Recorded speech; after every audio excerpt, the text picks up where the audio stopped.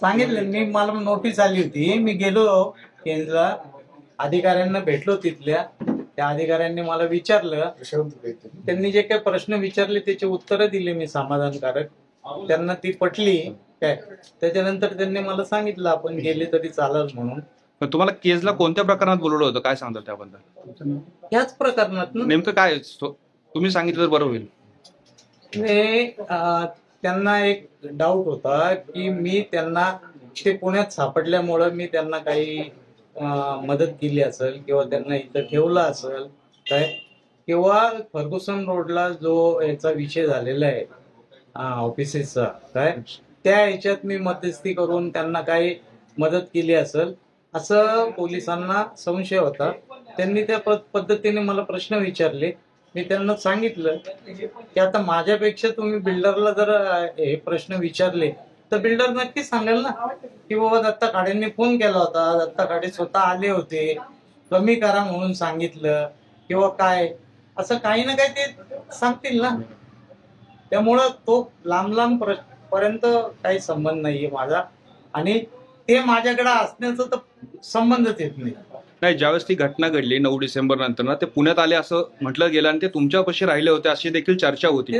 त्याबद्दल काय सांगा, कारण काहीतरी क्लू असल्याशिवाय पोलिसांनी तुम्हाला बोलवलं नसेल ना. काहीतरी क्लू असताना तर मला सोडलं पण नसतं ना. बिलकुल माझा आणि त्यांचा संबंध नाही, ते कधी माझ्याकडे आले नाही, माझ्याकडे त्यांचा नंबर पण नाहीये, माझा त्यांच्याकडे आहे का नाही मला माहित नाही, पण माझा त्यांचा कधी फोन नाही, ते कधी माझ्याकडे आले नाही, आणि मी पण बीडला गेल्यानंतर कधी त्यांच्या घरी म्हणा किंवा त्यांच्याकडे कधी गेलो नाही, कधी राहिलो नाही, आणि ते देखील माझ्याकडे कधी येत नव्हते आणि राहत नव्हते, आणि आताच्या याच्यात तर काही संबंधच नाही.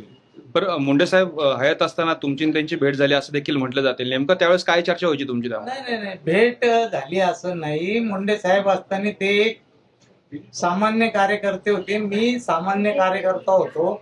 मुंडे साहेबांकडे आम्ही जायचो तर किती वेळ आम्हाला मिळायचं तिथं, 1.5-2 तास साहेबांची गाठ घ्यायची, साहेबांचे 2 शब्द बोलायचे, पाया पडायचं आणि रिटर्न व्हायचं. याच्या पलीकडं थांबून की तिथं मुक्काम करून तर त्यांची घसटण यायचा प्रश्नच नव्हता ना.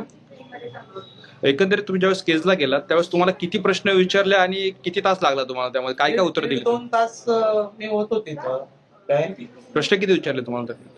बरेच प्रश्न विचारले ना. माझ्या मुलाच्या लग्नाचं विचारलं त्यांनी, तुमच्या मुलाच्या लग्नात ते लोक सगळे होते काय, म्हटलं पत्रिकाच दिली नाही तर ती कशी येतील माझ्या मुलाच्या लग्नाला काय. मी त्यांना हेही सांगितलं, मी माझं वय 70 आहे आता, ते त्यांचं वय 25-30 ते काय, माझा आणि त्यांचा कुठं संबंध येऊ शकतो काय.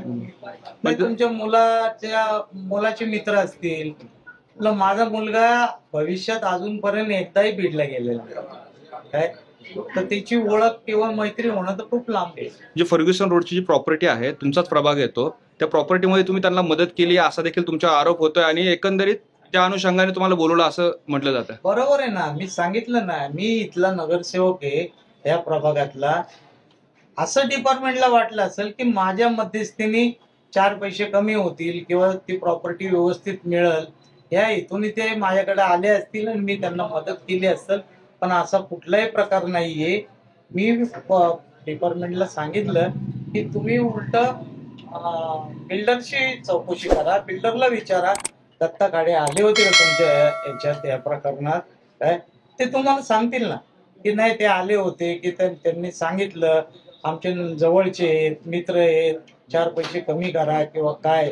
हे फर्ग्युसन रोडचं प्रकरण मला तुमच्या याच्यातनं कळालं, मला तर माहिती नव्हतं की त्यांची प्रॉपर्टी आहे इथं म्हणून. एक शेवटचा प्रश्न, या एकंदरीत ह्या प्रकरणामध्ये तुम्हाला गोवलं जातं असं वाटतं का, ह्या मागे कोण असू शकतं, त्याबद्दल काय सांगतो? नाही, सरळ आहे ना, महापालिकेचे इलेक्शन आलेले आहेत, कुठंतरी राजकीय हेतून हे करणं, बदनाम करणं हा त्याच्या मागचा एक उद्देश असू शकतो असं